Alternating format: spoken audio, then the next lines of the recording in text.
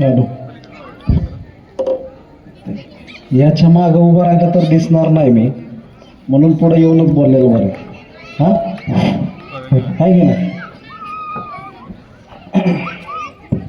Hello. सन्माननीय विचारपीठ, आजच्या कार्यक्रमाचे अध्यक्ष माननीय डॉक्टर नलावडे सर, तसेच प्रमुख पाहुणे माननीय दळवी सर, जयंती मंडळाचे अध्यक्ष आणि आमचे मित्र भैयासाहेब कांबळे, त्यांचे सर्व सहकारी मित्र,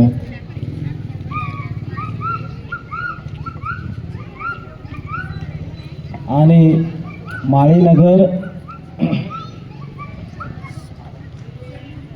गावातील माझ्या सर्व तमाम बंधू भगिनींनो,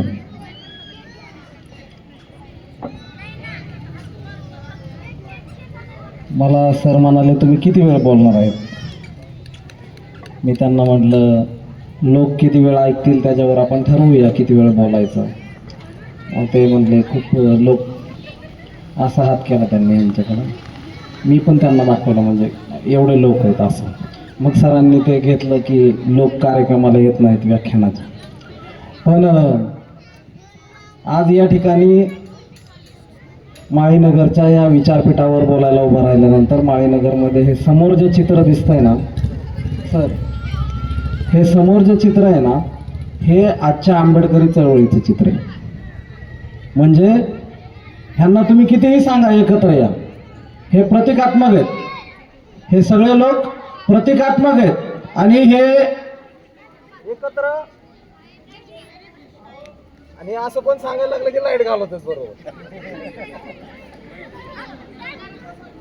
कोण म्हणला ना समाजाला एकत्र या, त्याचा आवाज बंद करतात बरोबर.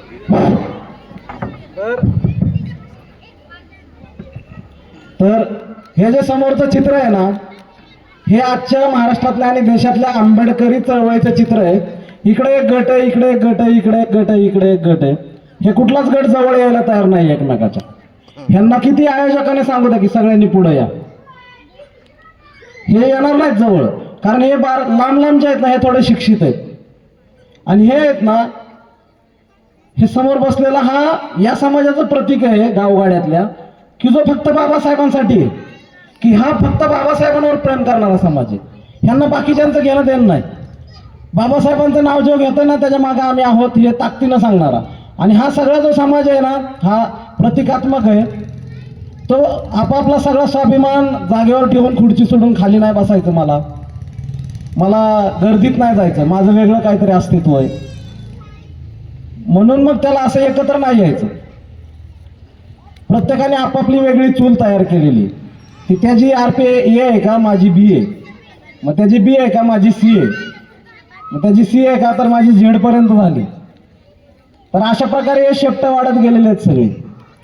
त्याच्यामुळं जगदीश ओहोळ मागची 15 वर्ष गावगाड्यामध्ये फिरतो, त्यामुळं त्याला हे नवं नाही आहे. आणि मला हे कळून चुकलंय की आपल्याला जाऊन भाषण हे 40च्या पुढे जे गेलेत ना, ह्यांच्यासाठी नाही करायचं.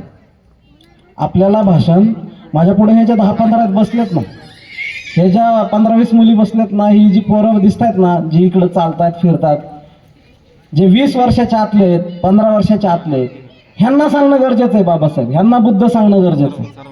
कारण 40च्या पुढे गेलेल्यांनी चळवळ पुढे नेली, ती पोचवली जिथं पोचवायची तिथं. त्यांच्याकडून काय अपेक्षा करण्याची गरज उरलेली नाही.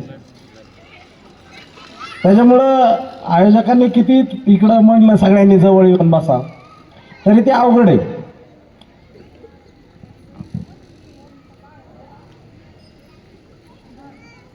संबंध विश्वाला शांतीचा आणि करुणेचा संदेश देणारे तथागत भगवान गौतम बुद्ध,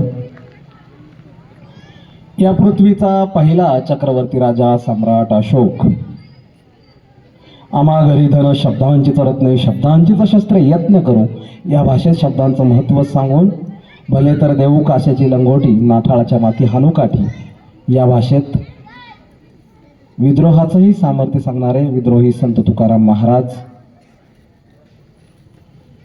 स्वराज्याचं देखणं स्वप्न पाहणारे आऊसाहेब जिजाऊ, ते स्वप्न ज्यांनी पूर्ण केलं आणि मराठी मातीमध्ये स्वाभिमान जिवंत केला ते छत्रपती शिवाजी महाराज,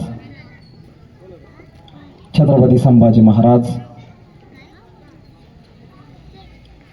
उद्या ज्यांची जयंती साजरी होत आहे आणि त्यांच्या जयंतीच्या पूर्वसंध्येला तुम्ही हा देखणा सोहळा या ठिकाणी आयोजित केलेला आहे, ते क्रांतीसूर्य म्हणतात. विद्येविना मती गेली, मतीविना नीती गेली, नीतीविना गती गेली, गतीविना वित्त गेले, वित्तविना शूद्र खचले, एवढे अनर्थ एका विद्येनं केले. या भाषेत विद्येचं महत्त्व सांगताना ते तिथं थांबत नाहीत, तर ते कृती करतात आणि कृतीतून दाखवून देतात. विद्येमुळे मती येते, मतीमुळे नीती येते, नीतीमुळे गती येते, गतीमुळे वित्त येतं आणि वित्त आल्यानंतर शूद्रांचं, महिलांचं, बहुजनांचं जीवनमान उंचावतं आणि मग ते असे विचारांचे कार्यक्रम करायला लागतात. हे आज कृतीतून दिसून येते. हे सांगणारे क्रांतीसूर्य महात्मा ज्योतिराव फुले. असं म्हटलं जातं की यशस्वी पुरुषाच्या मागे स्त्री असते, पण इतिहासात जर मागे वळून बघितलं तर स्त्री ही मागे नाही, तर स्त्री ही पुरुषाच्या 2 पावलं पुढे असते. हे ज्या स्त्रीनं दाखवून दिलं आहे का नाही. इथं पण आता पुरुषांच्या पुढे आहेत स्त्रिया. हे इतिहासात ज्या स्त्रीनं दाखवून दिलं त्या या भारतातील नव्हे तर आशिया खंडातील पहिल्या स्त्री शिक्षिका, मुख्याध्यापिका क्रांतीज्योती सावित्रीबाई फुले, भारतातील आरक्षणाचे जनक लोकराजा राजर्षी शाहू महाराज. दिवसभर गावं स्वच्छ करून संध्याकाळी अशा प्रकारे लोकांना एकत्र करून त्यांच्या मनातील, मेंदूतील, मस्तकातील अंधश्रद्धा, रूढी, परंपरा ही घाण दूर करणारे स्वच्छता संत गाडगे महाराज.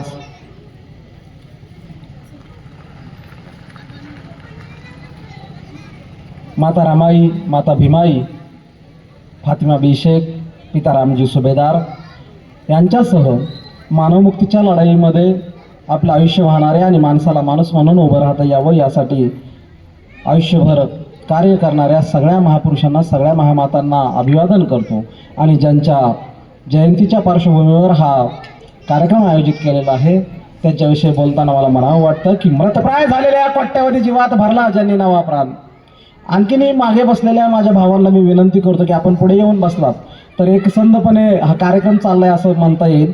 एक जण उठून गेला, एक इकडे गेला, एक तिकडे गेला, तर त्याने ह्या कार्यक्रमाचा आनंद जाईल. आणि हा कार्यक्रम कुणीतरी एकाने आयोजित केला आहे, कुठल्या गटाचा आहे, कुणीतरी आयोजक माझा विरोधक आहे किंवा मी त्यात कशाला जाऊ, हे डोक्यातनं काढून हा कार्यक्रम ज्याला आपल्या बापाचा वाटतोय ना त्याने पुढे येऊन बसा. आणि ज्याला बापाच्या शब्दाची किंमत आहे त्याने पुढे येऊन बसलं तरी आनंद आहे. आणि ज्यांना पुढे येऊन बसायचंच नाही त्यांनी जगदीश्वराचं ना ऐकता घरी गेलं तरी जगदीश्वराला आनंद आहे. कारण हा कार्यक्रम इथल्या व्यक्तींसाठी नाहीये, तर हा कार्यक्रम बाबासाहेबांसाठी आहे, याचं भान आपल्याला असलं पाहिजे. आणि म्हणून त्यांच्याविषयी बोलताना मला म्हणावं वाटतं, मृतप्राय झालेल्या कोट्यावधी जीवात भरला ज्यांनी नवा प्राण, मृतप्राय झालेल्या कोट्यावधी जीवात भरला ज्यांनी नवा प्राण. मनोवादाविरोधात ते लढले होऊन बेभान, काळारामाला घाम फोडून, चवदार पाण्याला आग लावून पेटवले ज्यांनी मनुस्मृतीचे प्रत्येक पान. त्यांच्या समोर झुकते जगातील प्रत्येकाची मान, त्यांनीच दिलं या भारताला जगातलं सर्वोत्तम असं संविधान. त्यांच्या समोर प्रत्येकाला व्हावं लागतं नतमस्तक. अशा विश्वरत्न डॉक्टर बाबासाहेब आंबेडकरांना माझा शतशः प्रणाम, माझा शतशः प्रणाम. त्या बाबासाहेबांच्या विचारांसाठी, त्या बाबासाहेबांच्या कर्तृत्वासाठी आम्हाला आयुष्यभर नतमस्तक व्हावं लागेल. कारण बाबासाहेबांच्या आयुष्यामुळं, त्यांच्या कर्तृत्वामुळं आज आमच्यामध्ये हे जगणं आलेलं आहे, आज आमच्यामध्ये हे वागणं आलंय, आज आमच्या जगण्यामध्ये झालेला हा बदल आहे. आणि म्हणून प्रत्येक पावलावर, प्रत्येक श्वास घेताना, हे जगताना आम्हाला याचं भान असलं पाहिजे की बाबासाहेब हे आमचे मुक्तिदाते आहेत आणि आमच्या मुक्तिदात्याने आम्हाला त्या परिस्थितीतून इथपर्यंत घेऊन येण्याचा संघर्ष केला. आणि म्हणून आज आमच्याकडे सूट बूट टाय कोट बंगला गाडी खुर्ची माडी गाडी हे सगळं आलं. आणि म्हणून तो रुबाब करताना तो रुबाब कुणापुढेही करा, पण बापाच्या पुढे मात्र करायचा नाही, हे आयुष्यभर लक्षात ठेवायचं. कारण जी माणसं आपला बाप आणि आपल्या बापाचं कर्तृत्व विसरतात, अगदी ते आपले वैश्विक, आपले वैचारिक बाप म्हणून बाबासाहेब असतील आणि आपले जन्मदाते माता पिता असतील, या दोघांचंही जर आम्ही कर्तृत्व विसरत असलो तरी माणूस म्हणून जगायला आम्ही नालायक आहोत याची आम्हाला जाणीव असली पाहिजे. आणि म्हणून मागे वळून पाहताना या जयंतीच्या पार्श्वभूमीवर, ही जयंती संपन्न होत असताना माळीनगर सारख्या या प्रबोधनाच्या शहरामध्ये, सोलापूर जिल्ह्यामध्ये ज्या गावानं आपला नावलौकिक केलेला आहे की माळीनगरची जयंती म्हणजे विचारांची जयंती, माळीनगरची जयंती नाही इतिहास आहे असं सांगितलं जातं. खरं तर माळीनगरमध्ये यायचं, माळीनगरमध्ये बोलायचं हे जेव्हा मला कळलं जेव्हा मला फोन आला आणि आयोजकांनी येण्याची विनंती केली, मला एक आनंद वाटला आणि वाटलं की असा सगळा समाज एकत्र येऊन माझ्या पुढे बसलेला आहे आणि सगळा समाज या जयंतीच्या कार्यक्रमामध्ये एकत्रितपणे सहभागी झालेला असं स्वप्न पाहून या ठिकाणी आलो. आणि हा तुमच्यातलाच एक जगदीश ओळ. हा काय जगदीश ओळ म्हणजे काय वेगळं आबाळातनं पडलं आणि तुम्हाला ज्ञान शिकवायला असं नाही. ही तुमची पोरं अशी जी फिरतात ना, ह्यांच्यासारखंच 10-20 वर्षापूर्वी मी गावगाड्यात होतो. तुमच्यासारखंच एका झोपडीतून एका घरातून सामान्य पोरगा आहे. तुमच्या इथल्या जवळच माझं गाव करमाळा मूळ गाव आहे आणि त्या करमाळ्यासारख्या एका घरातून सामान्य घरातून ज्याचे आईबाप गवंडी काम मिस्त्रीच्या हाताखाली कामाला जायचे त्यांचा हा पोरगा आहे. आणि तो आज येऊन तुम्हाला बाबासाहेब सांगू शकतो. मला यातून हे आवर्जून तुम्हाला का सांगा वाटतं की मी कोण आहे, मी कसं आलो हे मला सांगायचं नाहीये. तर माझ्या आयांनो, माझ्या बहिणींनो, तुम्हाला आवर्जून हे सांगायचंय की जर एक जगदीश ओळ एका झोपडीतनं येऊन हे करू शकतो तर इथल्या प्रत्येक आईचं पोरगं उद्या जाऊन स्टेजवर भाषण करू शकतं. ही ताकद तुमच्यामध्ये आहे. हे तुम्ही करू शकता.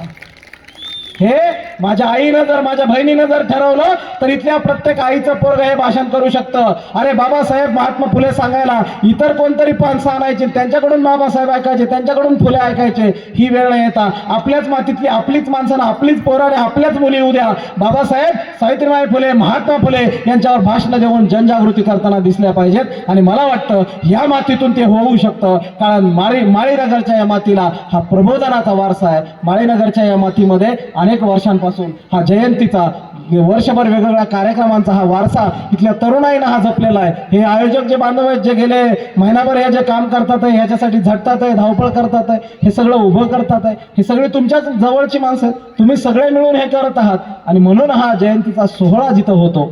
मला वाटतं जयंती करायची म्हणजे काय, एक दिवस जयंती साजरी केली, 2 दिवस केली, 4 दिवस केली आणि पुन्हा ती झाली जयंती. आता पुढं काय करायचं नाही आपल्याला, पुढचा स्मृती दिनाला, महापरिनिर्वाण दिनाला जाग व्हायचं असं नाही. मला वाटतं या जयंतीच्या 5 दिवसाच्या कार्यक्रमामधून आपल्यामधून 1-2 पोरं पोरी घडल्या पाहिजेत. त्यांनी काहीतरी स्वप्न घेतली पाहिजेत आणि ती स्वप्न घेऊन त्या मुलं मुली पुढे गेले पाहिजेत. कारण हे असं वाटत असताना, हे सांगत असताना का सांगावं वाटतं हे असं या आताच्या पिढीला. हे कसं सगळं भारी चाललंय ना, आपलं कसं भारी चाललंय आता. हे आधी घरात लाईटी नव्हत्या, आमच्या घरात चिमणीला तेल नसायचं, त्याच्यात वात असायची. म्हणजे आमच्या पिढीच्या आधी आपले आई वडील, आपले बाप जेव्हा त्यांनी सांगायला लागले आपल्याला माहित होतं. आमच्या घरात चिमणी होती, त्याच्यात ती वात असायची, ती वात उंदरं न्यायची तर दुसऱ्या दिवशी चिमणी पेटवायला कापूस नसायचा. ह्या परिस्थितीमध्ये आपण होतो. आता कसं छान आहे, 4 बाजूनी 4 रंगाच्या लाईटी लावल्यात, त्याच्या खाली आपण बसलोय. सगळीकडं लाईटीचा झगमगाट आहे, फोकस लावलेत सगळीकडं. जगणं कसं वैभव संपन्न झालं. माळीनगर सारख्या या गावामध्ये, पुण्या मुंबई सारख्या शहरामध्ये आमचं जगणं उंचावलेलं आहे. आणि फक्त हे केवळ बाबासाहेबांचा समाज म्हणून बौद्धांचं नव्हे तर सगळ्या अस्पृश्यांचं, तत्कालीन व्यवस्थेतल्या SC ST OBC या सगळ्यांचं जीवनमान उंचावलेलं आहे. आणि हे सगळं जीवनमान उंचावल्यानंतर हे सगळे समाज संपन्नतेनं जगताना दिसतात. आणि हे सगळं दिसत असताना हे जे छोटे चिमुकले मुलं मुली दिसतात, हे शिकले सवरलेले. आता हे इंग्लिश मिडियमच्या शाळेत आहे का तुम्ही? हो म्हणली, इंग्लिश मिडियमच्या शाळेत. आता इंग्लिश मिडियमला ते ज्युनियर KG, सिनियर KG, मग पहिली, मग दुसरी. ते ज्युनियर KGला टाकलं तरी 50-50 हजार फी आहे की नाही? 50 हजार फी भरून आई बाप आपल्या लेकराला ज्युनियर KGत टाकतात. 50 हजार फी. काय काळ बदललाय. पहिलीला जायच्या आत 50 हजार फी. आमची पिढी ग्रॅज्युएशन झाली 15 हजारात. 5 हजारात ग्रॅज्युएशन झाली, 10-15 हजारात सगळं शिक्षण झालं. आता पहिलीच्या आधीच 50 हजार फी भरावं लागती. मग काय होतं त्यात भारी काय वाटतं आई बापाला, ते 50 हजार भरले ना की मग सगळीकडे सांगता येतंय तिकडं आम्ही 50 हजार फी भरून आमच्या मुलाला शाळेत घातलं. ते इंग्लिश मिडियमच्या शाळेत जाते ती, केवढी एवढीच आहे ती. मग तिला घ्यायला सकाळी गाडी येते दारात, त्या गाडीचं हॉर्न वाजतं, पम पम. मग आईचं उरकलेलं नसतं सकाळ, आई लवकर उठायची सवय नाही ना. मग पुरीसाठी त्या शाळेत सोडायसाठी उठायला लागते, सकाळ शिप येते. मग आई तिचं आवडते पटापट त्याचं आणि त्याला छान नटून थटून खाली घेऊन येते, सूट बूट टाय कोट घातला एवढ्या लेकराला, आणि त्याला घेऊन येते आई.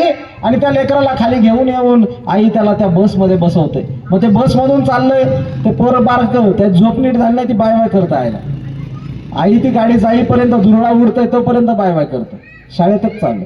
मग आई पुन्हा 1 वाजता व्यवस्थित आवरून सवरून चांगली नवी साडी घालून त्याला घ्यायला माघारी येते. 1 वाजता नटून थटून. का?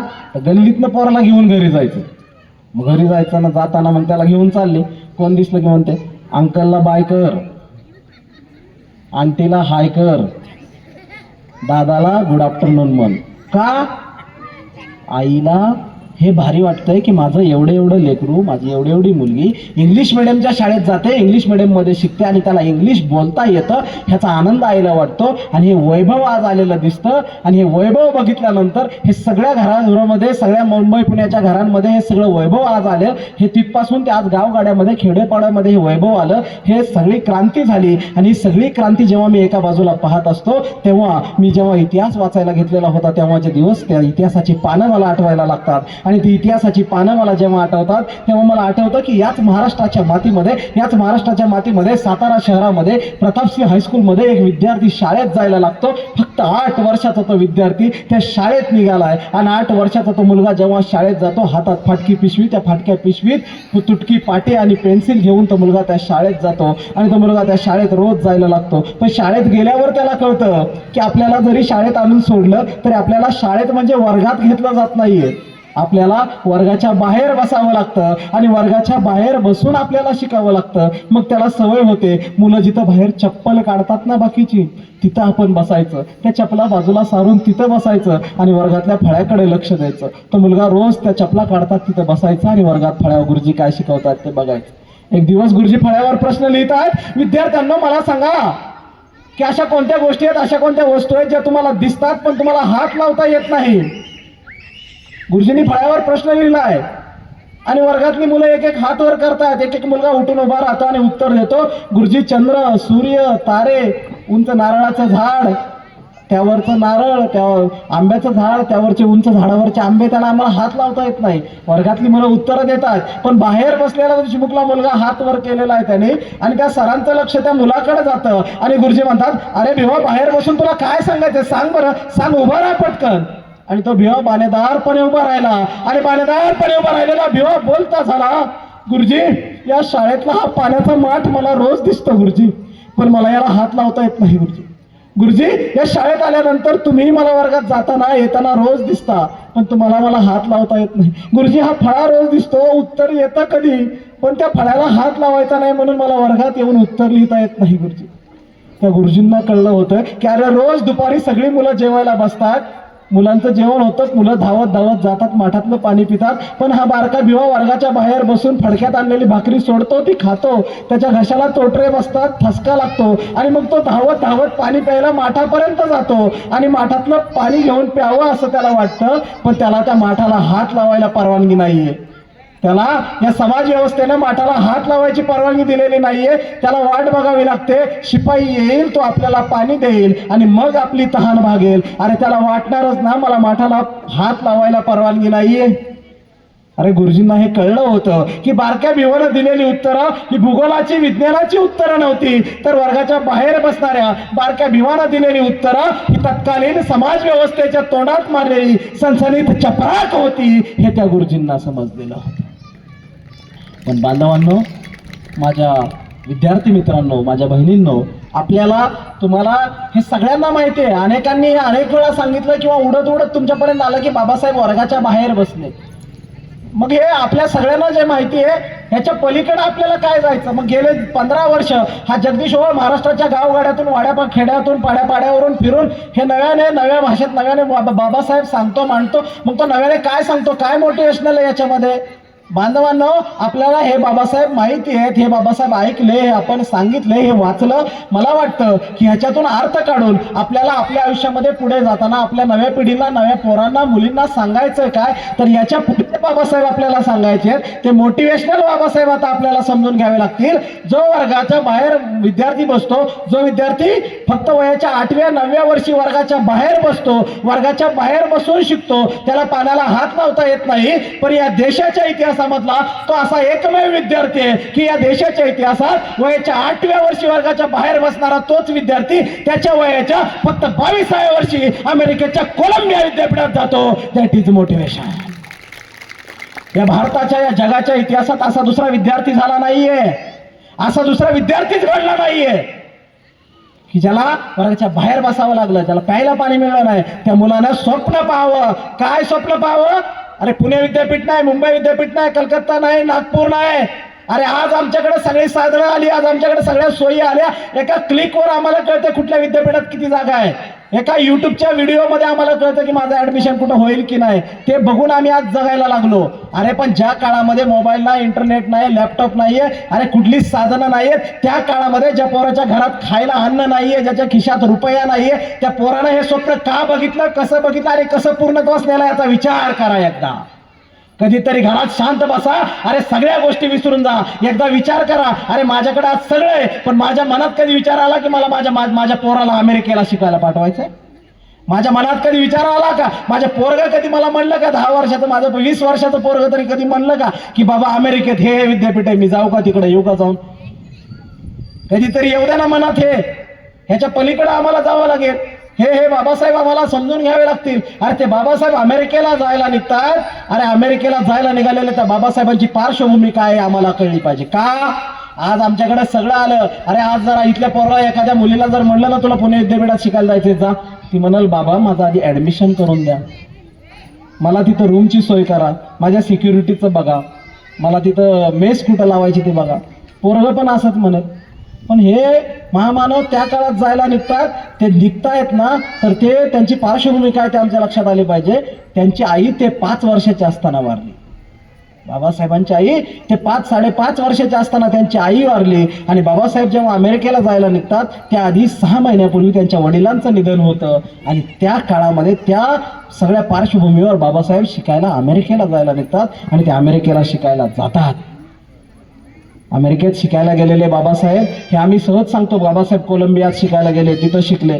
हे सोपं नाहीये. अरे जो मुलगा इथल्या महाराजा सयाजीराव गायकवाड यांच्याकडून शिष्यवृत्ती मिळवतो आणि त्या शिष्यवृत्तीच्या जोरावर परदेशात शिकायला जातो आणि परदेशात शिकायला जाऊन त्या ठिकाणी त्यांना अगदी पोटाला चिमटा घेऊन शिकावं लागतं. त्या ठिकाणी खायला एक वेळचं जेवण मिळत नाही किंवा ते टाळावं लागतं आणि ते जेवण टाळून ते अभ्यास करतात. पण ते कसा अभ्यास करतात ह्याचं एका शब्दात, एका वाक्यात वर्णन करताना इथल्या प्रत्येक तरुणाईला, इथल्या प्रत्येक तरुणाला मला सांगायचं आहे की बाबासाहेब जे अभ्यास करतायत त्या अभ्यासाचं जे वर्णन आहे ते आज आम्हाला कळलं पाहिजे. आज परिस्थिती अशी झाली आहे, आमच्याकडं 10 मिनिटाच्या वर आम्हाला पुस्तक हातात धरू वाटत नाही. आजची परिस्थिती आहे. मग आम्ही मध्येच ते 10 मिनिटं झाले की पुस्तक बाजूला ठेवून म्हणते एक रील्स बघून घेतो मी जरा काहीतरी, मग यूट्यूब बघते एकदा, मग एकदा इंस्टा बघते, मग कुणा तिची स्टोरी बघते, मग तिची स्टोरी बघितली की पुढचे 2 तास खालीच ठेवत नाही, आहे की नाही? पण बाबासाहेबांचा आदर्श आम्ही जेव्हा सांगतो तेव्हा बाबासाहेबांच्या अभ्यासाविषयी मला एकाच वाक्यात तुम्हाला सांगावं वाटतं की अमेरिकेच्या कोलंबिया विद्यापीठामध्ये त्या काळात अमेरिकेच्या कोलंबिया विद्यापीठातली लायब्ररी उघडताना ती लायब्ररी उघडा म्हणून त्या ठिकाणी उपस्थित राहणारा पहिला विद्यार्थी आणि लायब्ररी बंद करताना ज्या मुलाला बाहेर काढावं लागायचं तो शेवटचा विद्यार्थी एकच असायचा. तो विद्यार्थी म्हणजे भीमराव रामजी आंबेडकर. हे अभ्यास करणं आम्ही कधी शिकणार आहे त्यांच्याकडे? आमचा बाप आहे, आमच्या बापाचा कायदा आहे, आमचंच असं आहे, मग त्यांच्याकडनं काय शिकलो आम्ही? हा प्रश्न पडला पाहिजे आम्हाला. आणि ते बाबासाहेब अमेरिकेत शिक्षण घेत आहेत. पण अमेरिकेत शिक्षण घेणारे बाबासाहेब हे विश्वरत्न का ठरतात याचं उत्तर इथूनच सुरू होतं बांधवांनो. आम्ही बाबासाहेबांना अनेक वेळा विश्वरत्न म्हणतो. विश्वरत्न ह्या बाबासाहेबांना का म्हणायचं याचं पहिलं उदाहरण, पहिला टप्पा मी तुम्हाला सांगतो. अमेरिका हे अमेरिकेचं कोलंबिया विद्यापीठ हे जगातलं त्या काळातलं टॉपचं विद्यापीठ आहे. आणि जगातल्या त्या टॉपच्या विद्यापीठातला जो अभ्यासक्रम आहे तो किती दिग्गज, किती अभ्यासू प्राध्यापकांनी, अभ्यासकांनी तयार केलेला असावा याचा विचार करा. आणि मग त्यांनी तयार केलेला तो अभ्यासक्रम, तो 7 वर्षाचा अभ्यासक्रम, 7 वर्ष अभ्यास करून अनेक मुलांना पूर्ण होत नव्हता. परंतु तो 7 वर्षाचा अभ्यासक्रम फक्त 3 वर्षामध्ये पूर्ण करणारा त्या विद्यापीठाच्या इतिहासातला आजपर्यंतचा एकमेव विद्यार्थी म्हणजे डॉक्टर बाबासाहेब आंबेडकर ठरले. आणि हे त्या विद्यापीठाला मान्य करावं लागलं. अरे एवढंच नाहीये तर असा विद्यार्थी आमच्या विद्यापीठामध्ये घडला, त्याने इथं शिक्षण घेतलं, याचा आम्हाला अभिमान वाटतो. असं सांगत त्या विद्यापीठाने त्या जगाच्या ज्ञानवेशीवर म्हणजे कोलंबिया विद्यापीठामध्ये त्या विद्यार्थ्याचा पुतळा उभारला. आणि अख्खं जग आज तिथं शिकायला गेल्यानंतर तिथे नतमस्तक होतं. त्या विद्यार्थ्याचं नाव म्हणजे बाबासाहेब आंबेडकर आणि ते विद्यापीठ म्हणजे कोलंबिया विद्यापीठ आहे, हे आम्हाला माहीत असलं पाहिजे. आता विचार करा, कोलंबियात शिकणारे बाबासाहेब, घरात पैसे नाहीये, तिकडे माता रमाई कसा बसा संसार चालवतात आहे, अंगावर फाटकं लुगडं आहे, खायची पंचायत आहे, लेकरं आजारी पडतात आहे आणि त्यांच्यावर उपचार करायला पैसे नाहीत वेळोवेळी. आणि नवरा शिकायला गेलाय अमेरिकेला. या ताईला, त्या आईला वाटत असतं की लवकर आता माघारी येतील, माघारी येऊन मोठी नोकरी पकडतील, मोठी नोकरी मिळाली की मोठा पगार येईल आणि आपलं सगळं ठीक होईल. पण असं काहीच घडत नाही. अमेरिकेत शिकणारे बाबासाहेब ज्यांच्या खिशात पैसे नाहीत, आज जर एखादं पोरगं पुणे विद्यापीठात शिकायला गेलं ना, तर तिथून स्वतःच्या मनाने त्याच्या कक्षा रुंदावल्यात म्हणून तो मुंबई विद्यापीठात नाही जायचा, किंवा तिथून तो कलकत्त्याला शिकायला मनाने जाईल का? नाही. पण भीमराव रामजी आंबेडकर हा 22 वर्षाचा तरुण अमेरिकेला शिकायला जातो, त्या काळामध्ये जेव्हा कुठली साधनं नाही आहेत, विचार करा. आणि त्या काळामध्ये तो विद्यार्थी अमेरिकेतलं शिक्षण काळाच्याही आधी पूर्ण करून काय करतो? एका गावाहून दुसऱ्या गावाला जावं ना, इतक्या सहजपणे आमचा बाप अमेरिकेतून लंडनला शिकायला निघतो आणि doctor Babasaheb Ambedkar London school of economics मध्ये प्रवेश मिळवतात. लंडन स्कूल ऑफ इकॉनॉमिक्स मध्ये प्रवेश मिळवणं हे त्या काळामध्ये खूप प्रतिष्ठेचं होतं, कारण लंडन स्कूल ऑफ इकॉनॉमिक्स किंवा लंडनची शिक्षण पद्धती अशी आहे की भारतावर नव्हे तर तेव्हा अर्ध्या जगापेक्षा जास्त जगावर राज्य करणारे लोक कोण होते? ब्रिटिश होते. आणि जे लोक जगावर राज्य करतात त्यांची शिक्षण व्यवस्था काय दर्जाची असेल विचार करा. आणि त्या शिक्षण व्यवस्थेमधून असे विद्यार्थी घडायचे की जे जगावर राज्य करू शकतात. आणि म्हणून त्या इंग्लंडच्या शिक्षण व्यवस्थेत शिकायला कोण यायचे? तर जगातल्या वेगवेगळ्या देशातल्या राज्यकर्ते घरातली मुलं. आणि तशा पद्धतीमध्ये बाबासाहेब प्रवेश मिळवतात लंडनमध्ये आणि बाबासाहेब तिथे शिकायला जातात. आता आज कसं झालंय, आता माझंच सांगतो, मला नोकरी पाहिजे म्हणून मी बी एड करायचं, लॉ करायचा, ते सर्टिफिकेट मिळलं की आपली नोकरी पक्की आहे असं आपल्याला वाटतं. आणि मग त्या नोकरीसाठी सर्टिफिकेट, वरिष्ठ वेतन श्रेणीच्या पगारासाठी एखादं प्रमाणपत्र, प्राध्यापकीसाठी PhD, असं आत्ता ठरलं. हे सगळं आमचं जगणं असं झालं. पण भीमराव रामजी आंबेडकर हे ज्यांच्या घरात अन्न नाहीये, खायला पैसा नाहीये खिशात, ते लंडनला शिकायला जातात. आणि तिथं फक्त पोट भरण्यासाठी शिक्षण नाहीत घेत, तिथं फक्त आपल्याला काहीतरी डिग्री घेऊन जायची म्हणून शिक्षण नाहीत घेत, तर ते काय शिकतात, तिथं जाऊन काय करतात, कशाचा अभ्यास करतात, हे मला फक्त तुम्हाला नाही तर हा आवाज जिथपर्यंत जातोय ना त्या प्रत्येक माणसाला आवर्जून सांगायचंय. बाबासाहेब आंबेडकर हा असा विद्यार्थी आहे की ज्यांचं घर इथल्या अस्पृश्य गणलेल्या समाजातलं आहे, ज्यांना खरं तर कुठलीच पार्श्वभूमी नाहीये, ज्यांच्याकडे कसलाच पैसा अडका नाहीये, ज्यांच्याकडे कुठली वैभव संपन्नता नाहीये, ज्यांच्या खिशात कधी रुपये आले नाहीत, पैशाची बंडल आली नाहीयेत, ज्यांच्याकडे रुपयाला तादात आहे, असा भारतातला विद्यार्थी त्या लंडन स्कूल ऑफ इकॉनॉमिक्स मध्ये जातो. आणि जगातल्या त्या महान अर्थशास्त्राच्या विद्यापीठामध्ये जाऊन तो विद्यार्थी काय अभ्यास करतो? तर भारतातल्या रुपयाची समस्या काय आहे याचा अभ्यास करतो. बघा, श्रीमंत तेव्हाचे महाराज होते का? नाही, ते तेव्हा तर भिकारीच्याच दर्जाचे, कारण पैसा नाही. मग श्रीमंत कोण आहेत तेव्हा या देशात? ही मुठभर लोक आहेत, संस्थानिक आहेत, ज्यांच्या जमिनी आहेत ते. आणि त्यांच्या रुपयाची समस्या काय आहे ह्याचा अभ्यास एक अस्पृश्य विद्यार्थी मुलगा ज्याच्याकडे रुपया नाही तो जाऊन करतो. अरे ह्याच्यात कुठं आली जात? अरे या अखंड भारताचा विचार करणारा आणि अखंड भारताच्या अर्थव्यवस्थेचा विचार करणारा आमचा बाप त्या लंडन स्कूल ऑफ इकॉनॉमिक्स मध्ये जाऊन त्या ठिकाणी रुपयाची समस्या लिहितो. आणि भारतातला रुपया का त्याचा डॉलर दर ढासळतो, त्याची अर्थव्यवस्थेतली व्हॅल्यू का कमी आहे, ह्याचं पहिल्यांदा संशोधन जगाच्या इतिहासात केलं जातं. आणि जगाच्या पाठीवर जगासमोर भारतातल्या रुपयाची समस्या काय आहे हे मांडलं जातं. आणि पुढे जाऊन 1935 साली त्याच रुपयाच्या सिद्धांताचा जो मांडलेला आहे बाबासाहेबांनी, त्याच्याच आधारावर या देशामध्ये रिझर्व्ह बँक ऑफ इंडियाची स्थापना केली जाते. म्हणून या भारतातल्या रिझर्व्ह बँक ऑफ इंडियाचा पाया घालणारा महान अर्थशास्त्रज्ञ म्हणजे विश्वरत्न डॉक्टर बाबासाहेब आंबेडकर आहेत. ते बाबासाहेब आम्हाला कळलं पाहिजे. आता हे अर्थशास्त्रज्ञ बाबासाहेब हे काय एका कुठल्या जातीची समस्या नाहीत सोडवत, हे अखंड भारताची समस्या सोडवतात. आणि ते तिथं शिकायला गेले तेव्हा सगळं त्यांचं भारी चाललंय असं नाहीये. बाबासाहेब तिथल्या लायब्ररीमध्ये जेव्हा अभ्यासाला जातात लंडन स्कूल ऑफ इकॉनॉमिक्सच्या, तेव्हा तासन तास बाबासाहेब तिथं अभ्यास करत बसतात, कित्येक काळ अभ्यास करत बसतात. जेवणाकडेही त्यांचं लक्ष नाहीये, स्वतःच्या आरोग्याकडे त्यांचं लक्ष नाहीये. बाळा खाली बस. स्वतःच्या आरोग्याकडे त्यांचं लक्ष नाहीये, स्वतःच्या कुठलीच काळजी करत नाहीयेत. आणि तासन तास अभ्यास करणारे 18-18, 20-20 तास बाबासाहेब त्या ठिकाणी अभ्यास करतात. आणि एक दिवस अभ्यास करत बसलेल्या बाबासाहेबांना एक पत्र येतं आणि बाबासाहेबांपुढे ते पोस्टमन पत्र आणतो आणि ठेवतो आणि पोस्टमन माघारी जातो. बाबासाहेब ते पत्र हातात घेतात, ते पत्र फोडतात आणि पत्र वाचायला लागतात. ते पत्र वाचायला लागलेल्या बाबासाहेबांचे डोळे भरून येतात, कारण बाबासाहेब पत्रात वाचतात, प्रिय साहेब कशा आहात, स्वतःची काळजी घ्या, आम्हाला तुमची लय आठवण येते. साहेब आम्हाला तुमची खूप आठवण येते. पण साहेब हे पत्र यासाठी लिहिलंय, साहेब आपला लाडका गंगाधर मागच्या काही दिवसांपासून खूप आजारी आहे, त्याचा आजार बळावत चाललाय साहेब, त्याचा आजार बळावत चाललाय. आणि डॉक्टर म्हणले ह्याच्यावर मोठे उपचार केले, जास्त पैशाचे उपचार झाले तरच हे लेकरू वाचेल.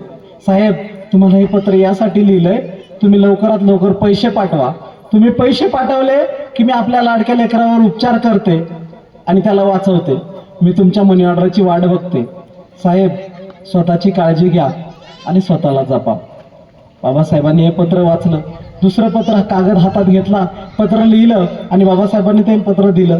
पुढच्या काही दिवसांनी ते पत्र भारतात आलं आणि माझी आई रमाई वाट पाहत होत्या की साहेबांनी मनी ऑर्डर पाठवली असेल, पैसे आले असतील, ते पैसे आता घेते आणि माझ्या लेकराला गंगाधरला घेऊन जाते, त्याच्यावर उपचार करते आणि माझ्या लेकराला वाचवते.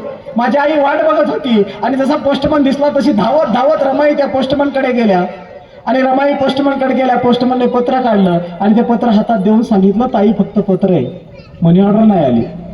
माझ्या आईनं ते हातात घेतलं पत्र आणि निराश मनाने घरात जाऊन ते पत्र उघडलं आणि ते पत्र आईने उघडलं आणि ते पत्र वाचायला लागलेल्या रमाईचे डोळे भरून आले आणि रमाई रडायला लागल्या. आणि त्या रमाई रडत होत्या कारण पत्रात लिहिलं होतं, प्रिय रामू तुमचं पत्र मिळालं. आणि पत्र वाचून कळलं की गंगाधर खूप आजारी आहे, त्याला वाचवण्यासाठी पैशांची गरज आहे. पण रामू गंगाधर जन्मताच आजारी आहे ग. रामू गंगाधरच्या त्या आजारपणात त्याच्यासाठी पैसे पाठवायला माझ्याकडे कसलेच पैसे नाही आहेत. रामू माझ्याकडे आता कसलेच पैसे नाही आहेत. कागदावर दगड ठेवून सांगतोय की जर उपचाराविना पैशाविना ते लेकरू जात असेल तर त्याला जाऊ दे.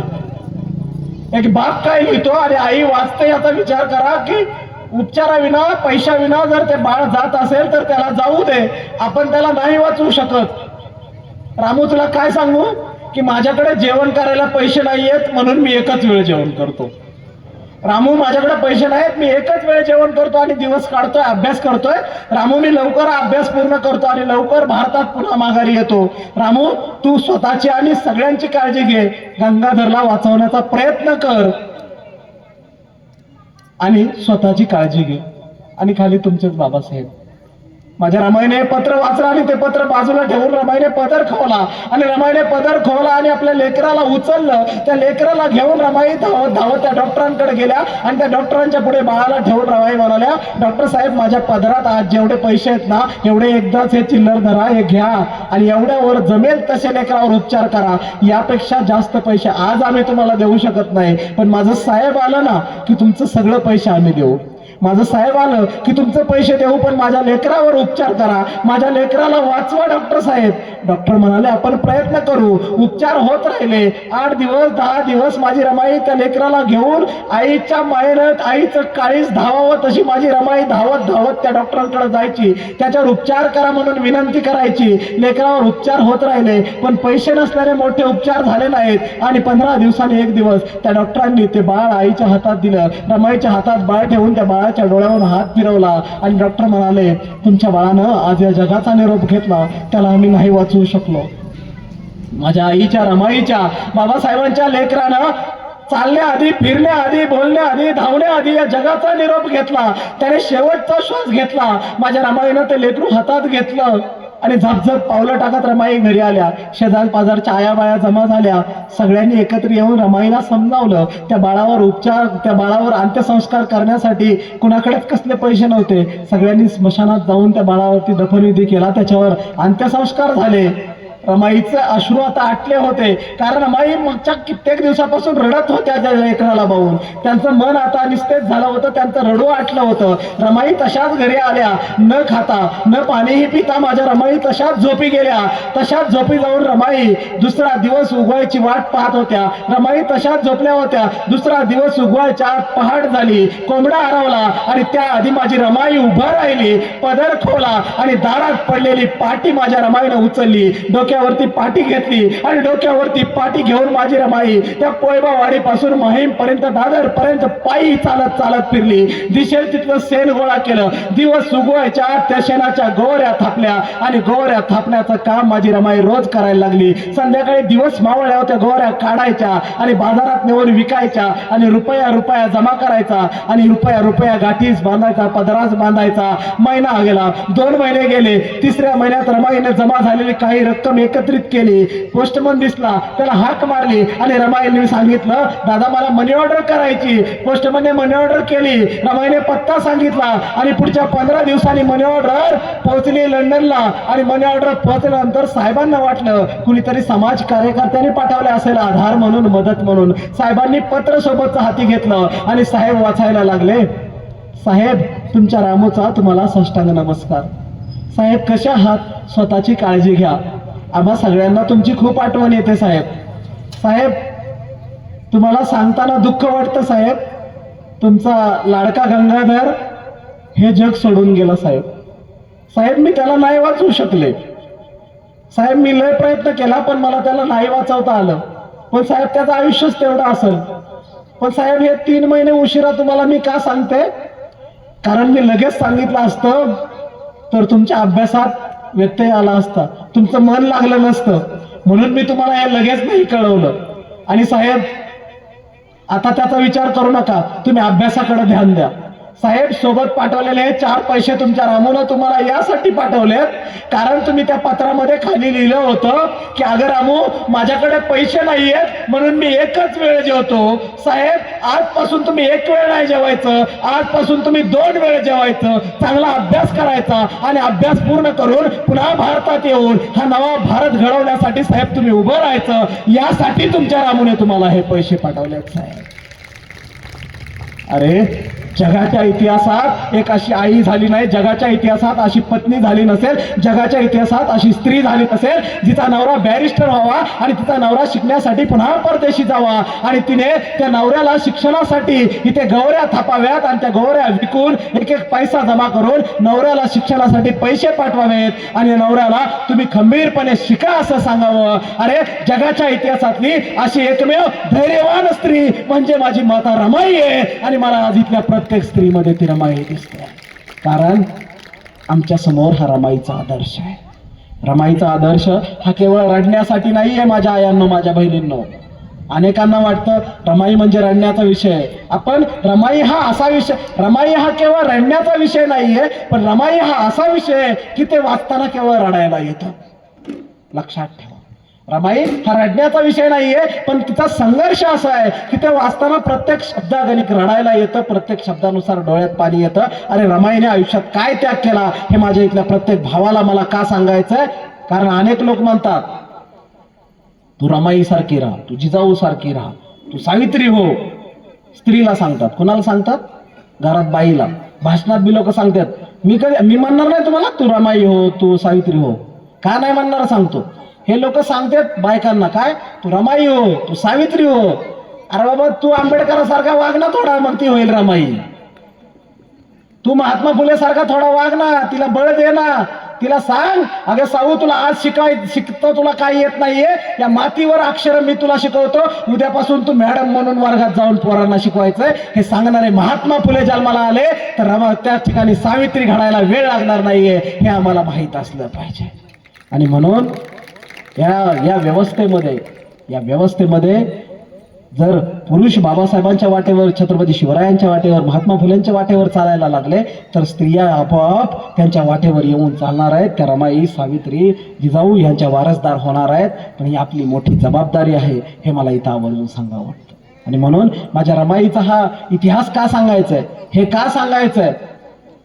अनेकांना वाटतं की रमाई फक्त रडण्याचा, रमाई हा फक्त गरिबीचा विषय नाही. बांधवांनो मला वाटतं माझ्या नजरेतून रमाई हा या देशातली सगळ्यात खंबीर स्त्री आहे. कारण ज्या स्त्रीचा पती तीन वर्ष अमेरिकेला जातो, नंतर 3 वर्ष लंडनला जातो आणि नंतर आल्यानंतर सुद्धा आपल्या संसारात लक्ष घालत नाही. आपली 4 लेकरं जातात परंतु त्या पुरुषाला, त्या घरातल्या त्या माणसाला वाटत नाही की आपण घरात लक्ष द्यावं. पण तो माणूस समाजाचा संसार सुखाचा व्हावा म्हणून लढत राहतो आणि घरातली स्त्री त्या माणसाला समजून घेऊन तो आपला संसार सांभाळण्याचा आणि त्या बरोबरीनंच त्या महापुरुषाला बळ देण्याचं काम करते. म्हणजे रमाई ही बाबासाहेबांपेक्षा 10 पट जास्त खंबीर होती आणि म्हणून बाबासाहेब उभे राहिले आणि भीमरावाचे डॉक्टर बाबासाहेब आंबेडकर झाले. हे बाबासाहेब आम्हाला कळले पाहिजे आणि ती रमाई आम्हाला लक्षात घेता आली पाहिजे. ती रमाई जर आम्ही लक्षात घेतली तर कळेल की आजच्या या काळामध्ये जगताना आम्हाला कसं जगायचं. संसार कसा करायचा आहे, बाबासाहेब कसे उभे राहतील, नव्याने बाबासाहेबांच्या विचारांवरची नवी पिढी कशी उभी राहील हे सांगताना बाबासाहेब हे शिक्षण घेऊन माघारी येतात. आणि त्या माघारी येणाऱ्या बाबासाहेबांकडे येताना गेली 15 वर्ष झालं हा जगदीश ओहोळ गावगाड्यांमधून फिरून गावागावामधून हे नव्या अँगलने बाबासाहेब सांगत असताना, हे मांडत असताना अनेक लोक मला म्हणतात की तुम्ही कार्यक्रमाला आले. मागं लोक मला म्हणायचे तुम्ही आले कार्यक्रमाला, तुम्ही सांगितलं बाबासाहेब, तुम्ही सांगितलेलं लोकांना वेगळ्या अँगलने खूप कळलं, लोक रडले, लोक हसले, लोकांनी टाळ्या वाजवल्या, जाताना तुम्हाला भेटले, त्यांनी फोटो काढले, सेल्फी. मग मी 15 दिवसांनी फोन केला ना बायासाहेब, मी 15 दिवसांनी फोन करून म्हणलं ना काय हो, काय लोक काय म्हणतात. ते म्हणते तुम्ही गेले, तुमच्यासोबत तुमचं व्याख्यान गेलं, आम्हाला काय नाही, आमच्याकडे पुढच्या वर्षी पुन्हा नवीन माणूस येतोय सांगायला.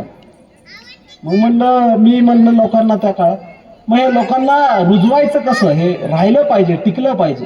पण लोक मला म्हणाले, काही संपादक, पत्रकार मित्र, शिक्षक मित्र आमचे अनेक म्हणाले तुम्हाला हे लिहावं लागेल, तुम्ही हे लिहून लोकांच्या हातात द्या. आणि तुम्ही जर हे लिहून लोकांच्या हातात दिलं तर ते लोकांच्या नजरेसमोर राहील, पुढच्या पिढीच्या हातात राहील, पोरांच्या हातात जाईल. आणि मग गेले 10 वर्षापासून एक पुस्तक लिहिण्याचा संकल्प केला. आणि ते पुस्तक लिहायचं, ते पुस्तकची थीम अशी ठेवली आपण की नव्या पिढीला नव्या भाषेत मोटिवेशनल बाबासाहेब सांगायचे, हे डोक्यात होतं. आणि त्या अँगलने लिहायला सुरुवात केली. 10 वर्षापासून थोडं थोडं लिहित होतो, कारण त्याचा बाबासाहेबांचा आवाका म्हणजे प्रचंड आहे. जगाच्या इतिहासामध्ये सगळ्यात जास्त पुस्तकं ज्या महामानवावर लिहिली गेली असतील ते महामानव म्हणजे डॉक्टर बाबासाहेब आंबेडकर आहेत. आणि त्यांच्यावर आपण नव्याने काय लिहायचं हा मोठा प्रश्न होता. आणि मग त्या प्रश्नाचं उत्तर शोधताना अभ्यासाशिवाय पर्याय नाही, वाचन नव्याने संशोधनाशिवाय पर्याय नाही, आणि नव्याने मांडणी करावी लागेल ही जाणीव झाली. मग ते हळूहळू पूर्णत्वात जात होतं. पण काही कार्यक्रम मध्ये वर्षात चालू असतात, मग ते लिहायचं मागं राहायचं. आणि मग ते 2018 पर्यंत थोडं थोडं लिहित पुढं आलं. आणि 2018 साली मार्चमध्ये मुंबईकडे एका आंदोलनासाठी जात होतो. आणि मुंबईकडे जात असताना पुण्याच्या बाहेर चांदणी चौकाकडून जात असताना चांदणी चौकाजवळ एक अपघात झाला. माझ्या गाडीला एक ॲक्सिडेंट झाला. आणि तो ॲक्सिडेंट असा भयानक होता की त्या अपघातामध्ये माझ्या ब्रेनला इंजुरी झालं, मेंदूला मार लागला. रस्त्यावरती पडलो. रस्त्यावरच्या लोकांनी पडलंय कोणतरी म्हणून उचललं आणि जवळ असणाऱ्या रस्त्याच्या कडेच्या दवाखान्यात नेऊन टाकलं. मग नातेवाईकांना फोन कुणी केले असतील, खिशातला मोबाईल काढून मग माणसं जमा झाली. आणि मग उपचार सुरू झाले हळूहळू. संध्याकाळपर्यंत आई वडील माझ्या खेड्यामध्ये, त्यांना फोन गेला की मुलाचा मेजर ॲक्सिडेंट झालाय. ते धावत पळत आले आणि बघतात तर काय की तो बेशुद्ध आहे. आणि ते मशीन दिसतं, असे त्याच्यावर रेषा दिसतात. आपल्याकडं लोक म्हणतात ते असं क्रिटिकल असलं की म्हणतात ते गेलेलंच आहे, फक्त बिल वाढवायला डॉक्टरने ठेवलंय म्हणले. तर असं म्हणतात ना आपल्याकडं. आमच्याकडचे हिथंच येतात तुमच्याकडे अकलूजला दवाखान्यात, ते म्हणतात असं. मग ते म्हणले गेलेलाच आहे तो, पण बिल वाढवण्यासाठी डॉक्टरने ठेवलाय म्हणले. मग घरच्यांचे सगळ्यांच्या पायाखालची जमीन सरकली. त्या काळात अनेक मित्र, या सगळ्या मित्रांनी आधार दिला. खरं तर मी बेशुद्ध होतो. आणि मग डॉक्टरांनी घरच्यांना सांगितलं तो आता बेशुद्ध आहे, कधी शुद्धीवर येईल सांगता येत नाही. मग 2 दिवसांनी सांगितलं असं की आता तो कॉमामध्ये गेलाय, सांगता येत नाही कधी माघारी येईल, त्यातून बाहेर येईल. पण उपचार होत राहिले. महाराष्ट्रातून, अखंड महाराष्ट्रातून मित्र परिवार सगळा उभा राहिला. इथले तुमच्यातलेच काही साक्षीदार आहेत. माझा जुना मित्र सूरज, सुबोध सर, हे सगळे त्या काळामध्ये आमच्या सोबतीला होते. आणि मग हे सगळे लोक त्या काळात धावपळ करत होते. मी तर निस्तेज अवस्थेत होतो. सगळ्यांनीच ते बाकीचं डॉक्टरांचं मिटवलं. आणि मग घरच्यांना काय कळेना पुन्हा कधी उभा राहतोय, बोलतोय. पण 8 दिवस 7व्या दिवशी शुद्धीवर आलो, हालचाल व्हायला लागली. आणि डॉक्टर म्हणाले उपचाराला प्रतिसाद देतोय. आणि मग संध्याकाळी बसवलं मला, हे मला घरच्यांनीच सांगितलं. आणि मग आई वडील समोर आले. आणि मग ते समोर आल्यानंतर मी डॉक्टरांना म्हणाले हे कोण आहेत, हे कोण आहेत. मग ते डॉक्टरकडे बघून आई वडिलांना कळलं ना हे असं काय विचारते. डॉक्टर म्हणाले त्याच्या ब्रेनला मार लागलाय, मेंदूला, म्हणून त्याची स्मृती आठवत नाहीये त्याला मागचं काही, तुम्ही कोण आहात. पण सांगितल्यानंतर त्याला ते कळेल. मग ते सांगितल्यावर कळलं.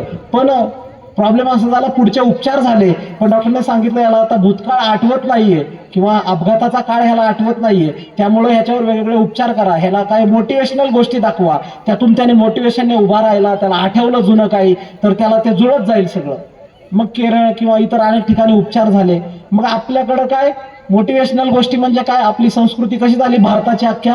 मोटिवेशनल काय म्हणलं की आमच्याकडे लगेच ते बिल गेट्स दाखवते, स्टीव्ह जॉब्स, इकडचं तिकडचं, मग ते मोटिवेशनल वाटतं. पण आपल्या घरात आपला मोबाईल, त्यात माझा मोबाईल म्हणल्यावर माझ्या मोबाईलमध्ये माझे काही व्हिडिओ पुन्हा पुन्हा माझ्या समोर यायचे. तेच व्हिडिओ मी पुन्हा पुन्हा बघायला लागलो आणि त्यातून मला काहीतरी आठवायला लागलं. आणि ते आठवत असताना मला असं वाटायला लागलं की हे जे काहीतरी मोटिवेशनल माझ्या समोर येत आहे ना, जे माणूस दिसतोय ना मोटिवेशनल, ह्या माणसाविषयी मीच काहीतरी मोटिवेशनल लिहित होतो असं मला आठवायला लागलं. आणि मग ते आठवत असताना काहीतरी तार जुळायला लागली, माझ्या सगळ्या आठवणी मी जुळवायला लागलो. अरे मीच काहीतरी मोटिवेशनल लिहिलं होतं. मी माझे मेल्स चेक केले, माझी वह्या काढल्या आणि ते सगळं जुळवायला लागलो. आणि मला आठवायला लागलं की अरे या माणसाविषयी मी जो व्हिडिओ दिसतो ना त्याविषयी मी काहीतरी मोटिवेशनल लिहित होतो. आणि त्याविषयी पुन्हा नव्याने मी मांडायला लागलो, लिहायला लागलो, वाचायला लागलो. आणि त्यातून पुन्हा एकदा मोटिवेशनल मांडणी सुरू झाली. पण तोपर्यंत पुढचा एप्रिल आला आणि 1 वर्ष पूर्ण होत आलं त्या अपघाताला. आणि पुढच्या वर्षीच्या 19च्या एप्रिलमध्ये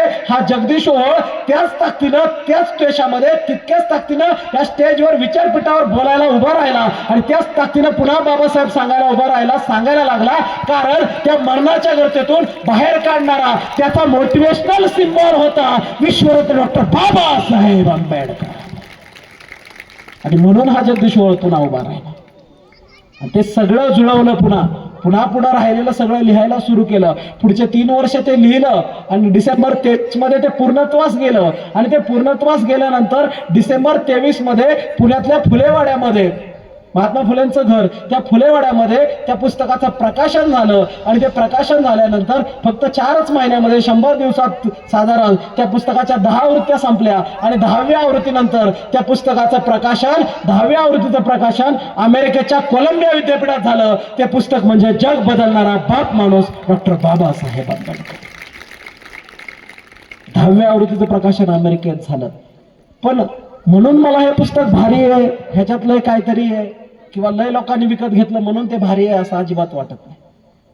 मला कायम याची जाणीव आहे, मला कायम याचं भान आहे की जो माणूस या पृथ्वी तलावरचा या महामानवाला डोक्यावर घेईल आणि डोक्यात घेईल आणि त्यांच्या विचारांवर चालायला लागून आपलं आयुष्य त्या महामानवासाठी वाहील आणि त्यांच्या विचारांवर काम करायला लागेल, त्याला हा समाज डोक्यावर आणि डोक्यात घेतल्याशिवाय राहणार नाही. आणि म्हणून आज जगदीश ओहोळ तुम्ही इथं बोलवलेलं आहे, याची मला जाणीव आहे. बांधवांनो, माझ्या इथल्या लहान चिमुकल्या शिकणाऱ्या विद्यार्थ्यांनो, कॉलेजच्या पोरांनो, एक गोष्ट कायम डोक्यात ठेवा, डोक्यात हवा जाऊ द्यायची नाही. हवा डोक्यात जाऊ द्यायची नाही. हवा फुग्यातनं गेली, फुगा विजतो, आहे की नाही? हवा डोक्यात गेली तर माणूस विजतो. तसं हवा श्वासातनं गेली तर माणसाला घरातनं बाहेर काढतात. त्याच्यामुळं आपल्या डोक्यात हवा जाऊ द्यायची नाही. आपले पाय, तुम्हाला यश भेटणार आहे. तुम्ही जर संघर्ष करताय, तुम्ही अभ्यास करताय, तुम्ही एखाद्या क्षेत्रामध्ये स्वतःला गाडून घेतलं तर तुम्हाला यश मिळणार आहे, तुम्ही यशस्वी होणार आहे. यश तुमच्या पायावर लोळण घालणार आहे. पण त्यासाठी यशाचा एक महत्वाचा नियम आहे आणि तो नियम म्हणजे त्यासाठी तुमचे पाय जमिनीवर असले पाहिजेत. आणि ते पाय जमिनीवर ठेवायला बाबासाहेब शिकवतायत. कारण त्यांनी यश मिळवलं. अगदी अमेरिका, लंडन इथं जाऊन बाबासाहेब शिकले. पण माघारी आल्यानंतर बाबासाहेब हवेत गेले नाहीयेत, तर बाबासाहेब आपल्या वस्तीत गेले आणि वस्तीत त्यांनी माणसात राहायला सुरू केलं आणि माणसांना माणसात आणायची प्रक्रिया केली. म्हणून बाबासाहेबांच्या चरणावर आज माणसं लोळण घेतात. म्हणून मी कोणतरी लय वेगळा आहे, मला वेगळं बसलं पाहिजे. जी माणसं समाजाला सोडतात ती माणसं माणसातली राहत नाही. बाबासाहेबांनी इतकं सगळं वैभव त्यांच्या चरणावर आलं असतं पण समाज सोडला नाही. अरे एवढंच नाही तर बाबासाहेबांनी पुढे जाऊन जेव्हा 20 विद्यार्थी परदेशात शिक्षणासाठी पाठवले तेव्हा त्यातले काही विद्यार्थी शिकून जेव्हा माघारी आले तेव्हा एक विद्यार्थी बाबासाहेबांना विचारायला आला की आता मी परदेशी शिक्षण घेऊन आलोय, तुम्ही सांगा मी काय करू, तुम्ही सांगा मी कसं वागू किंवा काय करू समाजासाठी. म्हणलं तुम्ही सांगितलं की मी ते करतो समाजासाठी. आता नवीन लई पोरं मला भेटतात कार्यक्रम झाल्यावर कुठं ते म्हणतात तुम्ही सांगा ना आम्हाला समाजासाठी काय करू, आम्ही काय पण करतो, तुम्ही सांगा समाजासाठी. हे बाबासाहेबाला असाच तो शिकून आलेला पोरगा परदेशातून बाबासाहेबाला म्हणला तुम्ही सांगा मी समाजासाठी काय करू, मी ते करतो म्हणला. बाबासाहेब त्याला म्हणाले बाळा तू समाजासाठी खूप वेगळं काय करू नको. आता तू ज्या लेवलचा क्लास 1 लेवलचा कलेक्टर झालेला आहेस ना त्या काळात, आता तुझ्याकडे जी गाडी आलेली आहे ना 4 चाकी, ती गाडी तुझ्याकडे आली ना, ती गाडी घेऊन आठवड्यातून 1 दिवस आपल्या गरिबांच्या वस्तीत जात जा आणि त्या वस्तीतून ती गाडी फिरवत जा आणि त्या वस्तीत उतरून तूही चालत फिरत एक लोकांना बोलत जा आणि वस्तीतून असा तू एक एक दिवस फिरत जा. एवढंच तू समाजासाठी कर. कारण तू जर असा फिरलास ना तर त्या गावगाड्यातल्या त्या वस्तीतल्या त्या घरातल्या आईला एक विश्वास येईल की उद्या जाऊन माझं पोरग सुद्धा असा साहेब होणार आहे हे ते त्या घरातल्या आईला वाटेल. यासाठी तू वेगळं काय करू नको. तू त्या वस्तीशी नाळ जोडून ठेव. आपल्याकडं माणसं थोडी शिकली ते बंगल्यात गेलं की वस्तीला म्हणते ती वस्ती का त्यांचा लय राडा असतो. अरे त्या राड्यामुळे तर तुझी पैदास झालेली आहे. त्या राड्यामुळे तर तुला लायकी निर्माण झाली. अरे ते राडा करणारी माणसं तुझ्या मागे आहेत ना म्हणून समाजात तुला किंमत आहे. नाहीतर तुला कुत्र पण विचारणार नाही. समाजाला माहिती आहे इथल्या देशाला माहिती आहे अरे ह्यांच्या मागं कोण आहे ह्यांची काय ताकद आहे. अरे ती माणसं मागे आहेत ना म्हणून तुम्हाला इथं अस्तित्व आहे. नाहीतर आज परिस्थिती अशी बदलत चाललेली आहे इथं पुढच्या 5 वर्षानंतर अशा प्रकारे व्याख्यानं अशा प्रकारे कार्यक्रम होतील की नाही हे परिस्थिती आहे. इथे हे प्रश्न निर्माण झालेला आहे आपल्याला. मला वाटतं की आज या देशामध्ये कोणत्याही संकटाला कुठल्याही आलेल्या आव्हानाला उत्तर देण्याचं त्याच्याशी लढण्याचं बळ असणारा एक मंत्र आहे एक शस्त्र आहे आणि त्या शस्त्रामध्ये ती ताकद आहे. ते शस्त्र या देशामध्ये कोणत्याही संकटाला पुरून उरू शकतं आणि त्या शस्त्राच्या समोर या देशातले भले भले गार होतात आणि ते शस्त्र म्हणजे दुसरं तिसरे काय नाही ते शस्त्र म्हणजे जय भीम आहे. अरे या जय भीमच्या समोर इथं भल्या भल्यांना गार व्हावं लागतं. जी माणसं या जय भीमशी इमानदार राहतात. आज बघा तुम्हाला सांगतो तुम्ही जर या देशाचा गेल्या लय लांब नका जाऊ 5 वर्ष आधी जा. या देशात जी उलथापालथ झाली आहे 5 वर्षात की मंत्र्यांना अटक झाली अमक्याचं बरखास्त झालं ह्याचं काढलं ह्याला ह्यात अडकवला त्याला त्यात गुंतवला. त्यातून तुम्हाला एक गोष्ट आवर्जून लक्षात येईल की या देशामध्ये कुणी कितीही श्रीमंत असू द्या कुणाची कितीही पिढीजात संपत्ती असू द्या कुणाचं कितीही खानदान मोठं असू द्या कुणी कुठल्याही राजघराण्यातला आलेला असू द्या या देशामध्ये आज अशी परिस्थिती निर्माण झालेली आहे. तो किती मोठा खानदानातून आलाय त्याच्याकडे किती पैसा आहे त्याच्याकडे किती मोह आहे त्याच्याकडे किती मनगटात बळ आहे ह्याने आज या देशामध्ये काही होत नाहीये. या देशामध्ये तुमच्यावर संकट आल्यानंतर या देशामध्ये जर तुम्हाला अडकवलं जात असेल या देशामध्ये तुमच्यावर अन्याय होत असेल तर तुम्हाला त्यातून बाहेर पडण्याचा न्याय मागण्याचा शेवटचा मार्ग आणि या देशातला शेवटचा आधार म्हणजे डॉक्टर बाबासाहेब आंबेडकर आहेत. त्यांच्या पलीकडे तुम्हाला कोणी वाचू शकत नाही. आणि हे सगळ्यांना कळलंय म्हणून ते लय अडचणीत आलं का नाही हे शेवट सगळे म्हणतात आमचा बाबासाहेबांच्या संविधानावर विश्वास आहे. कधी विश्वास सगळं संपलं अडकल्याशिवाय नाही. म्हणून आम्हाला ह्या देशात बाबासाहेबांचा हा विचार जिवंत ठेवणं ही आपली जबाबदारी आहे. बाबासाहेबांचा हा विचार जिवंत ठेवण्यासाठी आपल्याला कटिबद्ध राहावं लागेल. आणि बाबासाहेबांचा विचार नव्या अँगलने मांडत असताना हे बाबासाहेब परदेश शिक्षण घेऊन भारतात येतात आणि भारतात आलेले बाबासाहेब ज्या प्रकारे हा नवा भारत बांधण्यासाठी उभे राहतात आहे किंवा भारताच्या नव्या निर्मितीसाठी बाबासाहेब जे आपल्या आयुष्यामध्ये काम करतात ते खूप महत्त्वाचं आहे. बाबासाहेब जेव्हा या देशात पहिल्यांदा विधिमंडळात जातात बांधवांनो हे बाबासाहेब म्हणजे हे आताच्या बौद्धांची तेव्हाच्या महाराजांची मालकी नाहीये. आपण हे डोक्यातनं काढा. हे बाबासाहेब महाराजांच्या बौद्धांचे नाही आहेत. बाबासाहेब ह्या या देशातल्या प्रत्येकाचे उद्धार करते म्हणजे बाबासाहेब आहेत हे आम्हाला माहित असलं पाहिजे. म्हणून आम्ही म्हणायचंच नाही आमचे बाबासाहेब आणि तुमचे बाबासाहेब. ते म्हणलं ना तुमच्या बाबासाहेबांची जयंती त्याला म्हणायचं तुझ्या घरातल्या आईला तुझ्या घरातल्या बहिणीला आज जे नोकरी करण्याचं स्वातंत्र्य दिलंय ना त्या बाप माणसाची जयंती म्हणजे बाबासाहेबांची जयंती हे आमची नाही आहे. म्हणून बाबासाहेब जेव्हा विधिमंडळात पहिल्यांदा मुंबई विधिमंडळात जातात तेव्हा बाबासाहेब त्यांच्या आयुष्यातला विधिमंडळावरचा जो पहिला मोर्चा काढतायत तो पहिला मोर्चा कशासाठी काढतायत ते काय म्हणत नाही माझ्या जातीला हे द्या ते द्या म्हणून मोर्चा आहे असं नाही. बाबासाहेबांचा तो पहिला मोर्चा या देशातल्या शेतकऱ्यांच्या न्याय हक्कासाठी होता आणि शेतकऱ्यांना न्याय हक्क मिळवून देण्यासाठी बाबासाहेब मोर्चा काढतात आणि विधिमंडळावर मोर्चा काढणारे ते शेतकरी नेते बाबासाहेब आजच्या या सगळ्या शेतकऱ्यांना कळले पाहिजेत आणि त्या शेतकऱ्यांनी समजून घेतले पाहिजे.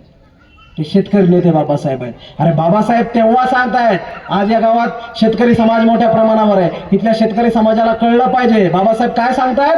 त्या काळात 100 वर्ष आधी बाबासाहेब काय म्हणतायत शेतकऱ्याला जर 2 मुलं असतील तर शेतकऱ्यांची दोन्ही मुलं शेतीत ठेवू नयेत. शेतकऱ्याने आपल्या एका मुलाला उद्योगाचं व्यवसायाचं शिक्षण किंवा शिक्षण द्यावं नोकरीस पाठवावं उद्योगधंद्याला लावावं व्यवसायात पाठवावं आणि दुसऱ्या एकाच मुलाला शेतीत पाठवावं. जर दोन्ही मुलं शेतीत गेली तर त्याची विभागणी होईल आणि पुढे जाऊन जाऊन पुढे जाऊन आणखीन शेतीची विभागणी झाल्यानंतर शेतकऱ्यावर आत्महत्या करण्याची वेळ येईल, हे बाबासाहेब त्या काळात सांगतात. हा विचार जातीचा आहे का? नाही, हा सगळ्यांचा विचार करणारे बाबासाहेब आहे.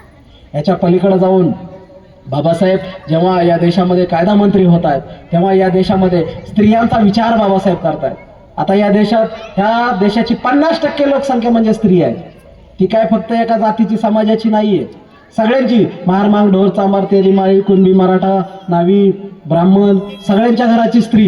ही स्त्री ही पेशवाई नंतर दारात बंद झाली होती, तिला घराच्या बाहेर निघायची परवानगी नव्हती.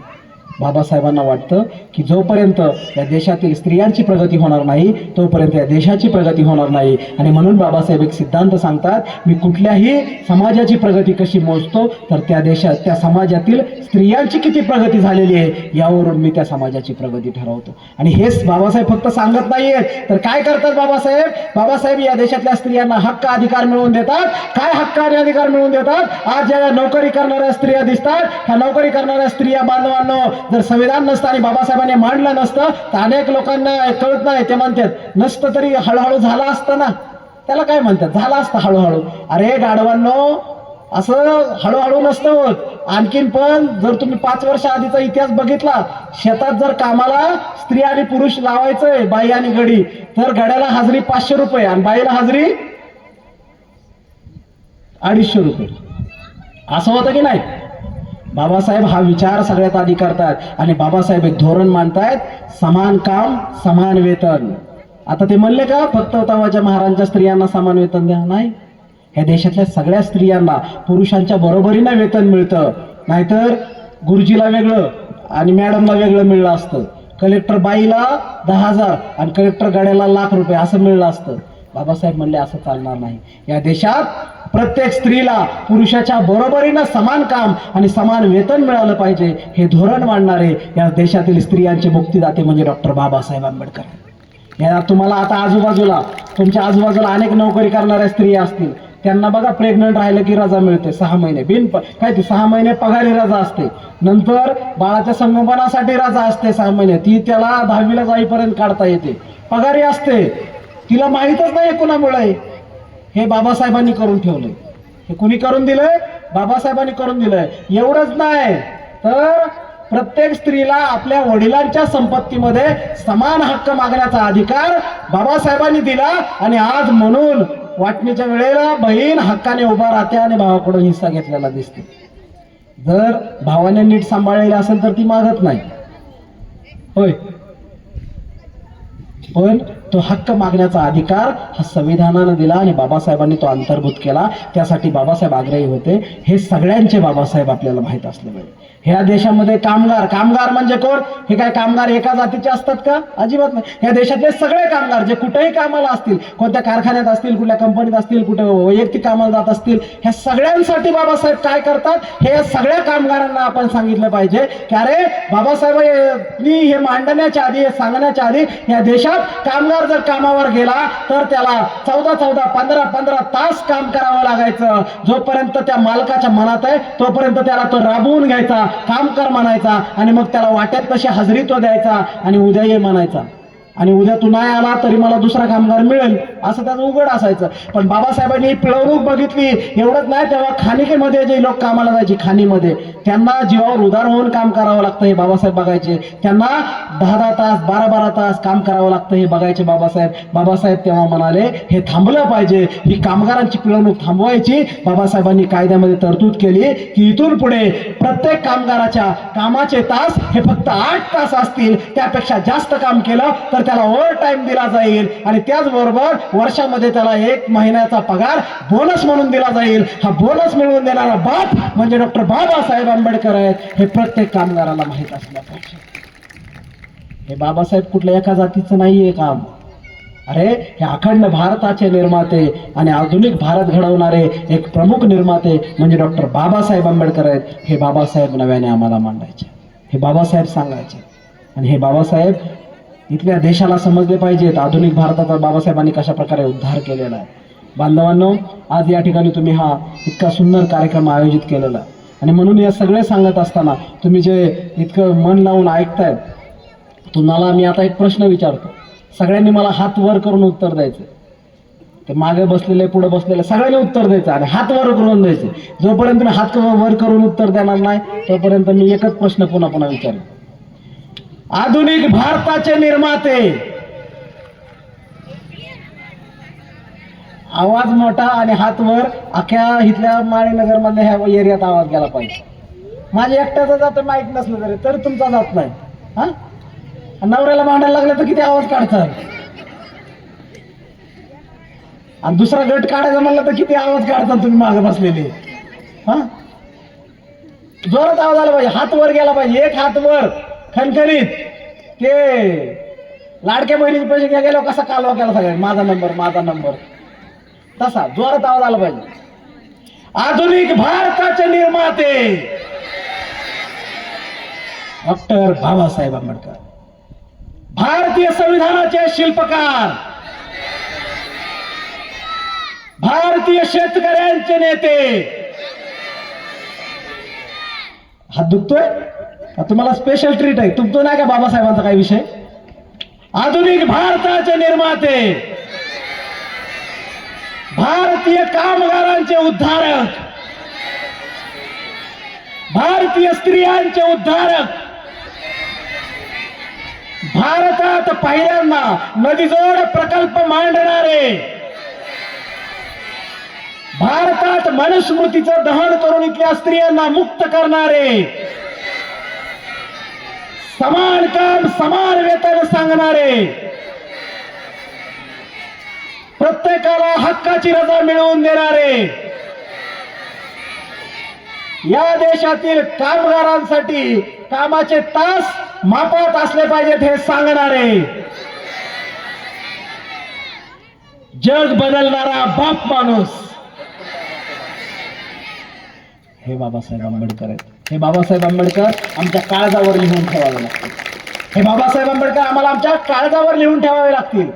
कारण आज आमचं असणं, आज आमचं दिसणं आणि आज आमचं श्वास घेणं हे म्हणजे बाबासाहेब आहे. बाबासाहेबांच्या पलीकडं आमचा कोणी मुक्तिदाता नाही हे आम्हाला माहीत असलं पाहिजे. बाबासाहेब नसते तर आजही आम्ही तिथंच खितपत पडलेलो असतो. बाबासाहेब नसते तर आजही आम्हाला या गावगाड्यात कोणी स्वीकारलं नसतं. ही भान, ही जाणीव तुम्हाला असली पाहिजे. ही जाणीव जर नसेल तर पुन्हा मागचे दिवस पुढे आलेले असतील. म्हणून बांधवांनो, हा जगदीश ओहोळ या व्याख्यानाच्या समारोपाकडे जात असताना बाबासाहेब या देशाला संविधान देतात. खुर्ची दोन लक्ष द्या इकडं. बाबासाहेब या देशाला संविधान देतात आणि बाबासाहेब या देशाला संविधान दिल्यानंतर सुद्धा या समाजाला आणखीन एक महत्वाची गोष्ट देतात. या देशाला आणखीन एक महत्वाची गोष्ट देतात. मग मला ते वाचन करताना, चिंतन करताना प्रश्न पडला, बाबासाहेबांनी इतकं मोठं संविधान दिलं, जग बदलून टाकलं इथल्या माणसांचं, तरी बाबासाहेबांना नव्याने आणखीन काहीतरी द्यायची गरज वाटली का? आणि काय दिलं बाबासाहेबांनी ते सगळ्यात महत्वाचं? ते सांगताना मला या गावातून सांगावं वाटतं. आज जेव्हा आम्ही असं जगायला लागतो, वागायला लागतो, रुबाबात राहायला लागतो, तेव्हा अनेक लोक सहज म्हणतात काय ते बाबासाहेबाचे आहेत का, त्यांना आरक्षण म्हणून त्यांचं भारी, ते त्यांना असतं, सवलत असती म्हणून आहे त्यांचं, असं म्हणतात सहज. पण तुमच्या या विचारपीठावरून हा जगदीश ओहोळ आवर्जून सांगतो, बाबासाहेबांच्या अनुयायांना आणि स्वतः बाबासाहेबांना कोणतीच गोष्ट सहज, फुकट, मोफत आणि न संघर्ष करता मिळलेली नाहीये. अरे पाण्याच्या घोटासाठी सुद्धा बाबासाहेबांना आणि आम्हाला संघर्ष करावा लागला. बाबासाहेबांच्या लेकरांना प्रत्येक गोष्ट संघर्ष करून मिळली. पण बाबासाहेबांना पुढे जाऊन या पुढच्या त्यांच्या पिढ्यांना प्रत्येक गोष्टीसाठी संघर्ष करू द्यायचा नव्हता. त्यासाठी बाबासाहेबांनी एक नवी वाट दिली आणि ही त्यांची पुढची पिढी त्या वाटेवर वरून चालायला लागली आणि सगळ्या अंधश्रद्धा, रूढी, परंपरा सगळं सोडून दिलं, गाडून टाकलं आणि नवा विज्ञानवादी दृष्टिकोन घेऊन ही माणसं तथागतांच्या, बुद्धांच्या वाटेवर चालायला लागली. म्हणून त्यांची प्रगती झाली. केवळ आरक्षणाने नव्हे तर ते विज्ञानवादी झाले आणि 22 प्रतिज्ञा घेऊन ते सुधारले. म्हणून आज त्यांची प्रगती झालेली दिसते. हे इथल्या प्रत्येकानं लक्षात घेतलं पाहिजे. आणि जी माणसं केवळ जात धर्म म्हणून नव्हे तर जी माणसं रूढी, परंपरा, अंधश्रद्धा सोडतील, आता काय सांगू तुम्हाला, माझ्या पुढे बसलेल्यांनी मी सगळ्यांनी सोडलंय असं नाहीये. ह्यात बी लय वाट घेत. त्याला काय म्हणता येईल, ते बोलतंय, त्याला त्याचं तेच काम आहे. आपला देव आपण नाही सोडायचा, ते आपला उपास आपण नाही सोडायचा. तर हे उपासावर बोललं की मला पण आधी वाटत काय उपासावर कशाला बोलायचं का ती उपाशी राहते काय एवढं. बांधवांनो, उपास हा केवळ अंधश्रद्धेचा विषय नाही. माझ्या पुढे स्त्रिया मोठ्या प्रमाणात म्हणून मी सांगतो, उपवास हा केवळ अंधश्रद्धेचा किंवा कुणाच्या तरी धर्मातला धरलाय म्हणून त्याच्यावर टीका करणे हा विषय नाहीये. तर माझ्या आयांनो, बहिणींनो, वारंवार उपवास केल्यानं आणि उपाशी राहिलं स्वतःच्या शरीराला त्रास दिल्यानं आपल्या शरीरातील जे आपल्याला जीवनसत्व हवी आहेत, जे आपल्या अन्नातून जायला हवीत, ती योग्य प्रमाणे जात नाहीयेत आणि अनेक वेळा स्त्रियांमध्ये त्यांच्या आरोग्याच्या अनेक समस्या निर्माण होतात. जेव्हा तुम्ही 10-10 दिवसाचे उपास धरता, ते मध्ये असता येत बघा, येतं ते बिगर चपलीचं फिरायचं. अरे तुझी लायकीच नव्हती चप्पल घालायची, तुला अनवाणीच फिरत होता, तुझ्या पिढ्याने पिढ्या अनवाणीच फिरल्या, तुझी लायकी उपाशी मारायची होती, तुमच्या पिढ्याने पिढ्या उपाशी गेल्या, तुम्हाला खायला मिळलं नाही, तुमच्या पायात चपल्या नव्हत्या, तुमच्या गळ्यात मडकन पाठीला झाडू होता, ही तुमची लायकी होती. आणि आज तुम्ही पुन्हा नव्याने 10 दिवस चप्पल काढता, ह्या लायकीवर तुम्ही आले.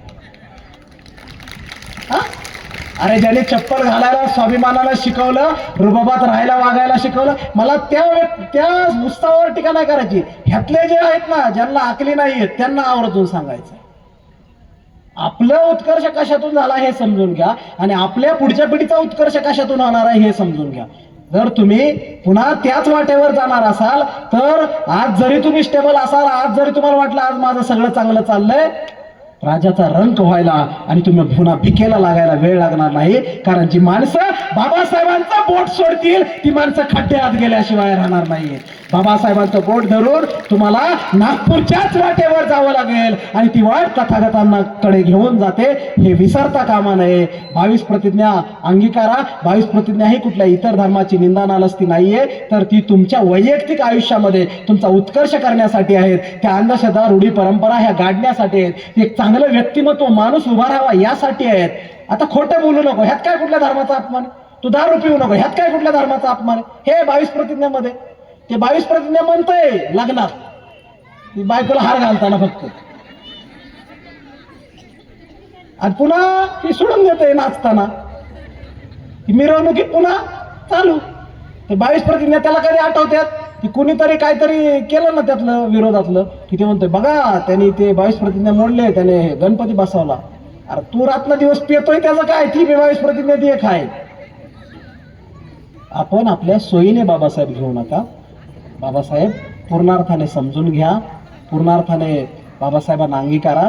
मी इथून तुम्हाला खात्रीने सांगतो की इथल्या प्रत्येकाचा उत्कर्ष झाल्याशिवाय राहणार नाही. जर तुमच्यासारख्याच एका घरातला, तुमच्यासारख्याच एका झोपडीतून राहणाऱ्या आईचा पोरगा जर इथपर्यंत येऊ शकतो, बोलू शकतो, ज्याच्या पुस्तकाच्या एका वर्षामध्ये 60,000 पेक्षा जास्त प्रती विकल्या जातात आणि ज्याच्या पुस्तकाला जागतिक पुरस्कार मिळतो, असा एक पोरगा जर तुमच्यासारख्याच आई बापाच्या घरातून पुढे येत असेल तर मला वाटतं की इथला एक प्रत्येक पोरगा पोरगी हे करू शकतो. ही ताकद त्याच्यामध्ये आहे. का हे आहे, मी माझ्या व्याख्यानातून प्रत्येक ठिकाणी शेवटाकडे जाताना, समारोपाकडे मी आलेलो. मी जाताना 3च गोष्टी सांगेल. आतापर्यंत व्याख्यान जरी विसरलात तरी ह्या 3 गोष्टी तुम्ही घेऊन जा. पहिली गोष्ट, बाबासाहेब म्हणतात जा आणि तुमच्या घराच्या भिंतीवर लिहून ठेवा, मला या देशात शासन करती जमात व्हायचं आहे. माझ्या मित्रांनो, आपल्या मनावरती, मनात काळजावरती लिहून ठेवा की मला शासनकर्ता व्हायचंय. शासनकर्ता होणं म्हणजे काय फक्त आमदार, खासदार, नगरसेवक, सरपंच होणं नव्हे भावांनो. अरे या देशाचा प्रधानमंत्री सुद्धा अर्ज भरायला गेल्यानंतर ज्याच्या पुढे उभा राहतो आणि जो बसलेला असतो तो कलेक्टर म्हणजे खऱ्या अर्थाने शासनकर्ता आहे. आणि ती दारं आपल्यासाठी खुली आहेत, प्रत्येकासाठी खुली आहेत. ती दारं खुली आहेत ना, त्यातून शासनकर्ता व्हा, चांगल्या महत्वाच्या पदावर जा, मोक्याच्या जागा मारा. हे बाबासाहेब का सांगतात त्याचा अर्थ समजून घ्या. पुढच्या पिढींना शिका, संघटित व्हा, संघर्ष करा. हे सांगताना शिका म्हणजे फक्त ग्रॅज्युएशन करा आणि पुन्हा म्हणा शिकून काय उपयोग नाही असं नाहीये. चांगलं उच्च पदस्थ व्हा, बाबासाहेबांचं स्वप्न साकार करा. ही पहिली गोष्ट. दुसरी गोष्ट आवर्जून सांगेल, जी पुन्हा एकदा मी तुम्हाला म्हणेल की बाबासाहेब जे सांगतात ते बुद्धाच्या वाटेवर चालण्याचा प्रयत्न करा. त्या 22 प्रतिज्ञा अंगीकारण्याचा प्रयत्न करा आणि त्या अंगीकारत असताना इतरांचा द्वेष करू नका. इतरांना सोबत घेऊन त्या 22 प्रतिज्ञेसोबत बाबासाहेबांचे अनेक लोक कसे इतर जोडले जातील. नाहीतर जगदीश ओळ आला किंवा पुढचा तुमचा वक्ता आला, पुढच्या वर्षी आला, काय आहे मी जाईल तिथं सांगतोय. आपलं काय झालंय, आपली जयंती, आपलीच माणसं, आपल्याच टाळ्या, आपलाच वक्ता आणि आपलंच सगळं जय जयकार, चला घरी. ह्याच्या पलीकडे हे गेलं पाहिजे. ह्याच्या पलीकडे आपल्याला माणसं जोडून हे बाबासाहेब सांगावे लागतील आणि त्यासाठी बुद्धांच्या वाटेवर चालणारा चांगला समाज निर्माण झाला पाहिजे. बाबासाहेब म्हणतात मी आज तुम्हाला बुद्ध देतोय, हा बुद्ध यासाठी देतोय की आज जे तुमचं दारिद्र्याचं जीणं आहे, आज तुम्हाला समाजात जी हीन वागणूक आहे, पण तुम्ही जर बुद्धाच्या वाटेवर चालायला लागाल तर तुम्हाला जे लोक हीन लेखत आहेत, तुम्हाला जे अस्पृश्य समजत आहेत, तुम्ही त्यांच्या बरोबरीलाच नव्हे तर तुम्ही त्यांच्याही पुढे गेलेला असाल, हे पुढे तुम्हाला दिसेल. मला वाटतं की आज फक्त 60-70 वर्षामध्ये ती गोष्ट दिसून येत आहे आणि ते आणखीन पुढच्या काही वर्षात तर प्रकर्षाने दिसेल. आणि तिसरी गोष्ट बांधवांना सांगतो, ती घरी घेऊन जा, डोक्यात घेऊन जा, मुलांना सांगा की कुठलंही व्यसन करू नका. बाबासाहेबांनी त्यांच्या आयुष्यात व्यसन केलेलं नाहीये आणि बाबासाहेबांचा जर आम्ही वारसदार असू, त्यांचा जय जयकार करू, तर व्यसन करू नका. चांगला परिवार घडला तर चांगला समाज घडेल, चांगला समाज घडला तर चांगला देश घडेल आणि त्यासाठी आपल्याला बाबासाहेबांच्या विचारांवर चालत राहूया एवढीच आशा व्यक्त करतो. जाता जाता एवढंच म्हणेल, मी नेहमीच ऐसे बोलत गेलो, ऐकणारे भेटत गेले, मी ओकिले अंगारायचे, विजणारे पेटत गेले. भीमा तुझ्या मताचे जर 5 लोक असते, आज इथं जास्त आहेत, पण वामनदादा म्हणतात भीमा तुझ्या मताचे जर 5 लोक असते तर तलवारीस त्यांच्या न्यारेच टोक असते. काय सांगू गड्या तुला, भीम माझा कसा होता, लेकरास जशी माय, भीम माझा तसा होता, फक्त गुलामांचा नव्हे अखंड भारतीयांचा उंचविला माथा, फाटक्या बंडीचा भीम माझा खिसा होता, फाटक्या बंडीचा भीम माझा खिसा होता. काही चुकलं असेल तर ते जगदीश ओळच आहे आणि बरोबर तेवढं बाबासाहेबांचं, फुले शाहू आंबेडकरांचा हे समजून घरी घेऊन जा, सोबत घेऊन जा, अशी आशा व्यक्त करतो आणि आपला निरोप घेतो. जय भीम, जय भारत, नमो बुद्धाय, जय संविधान.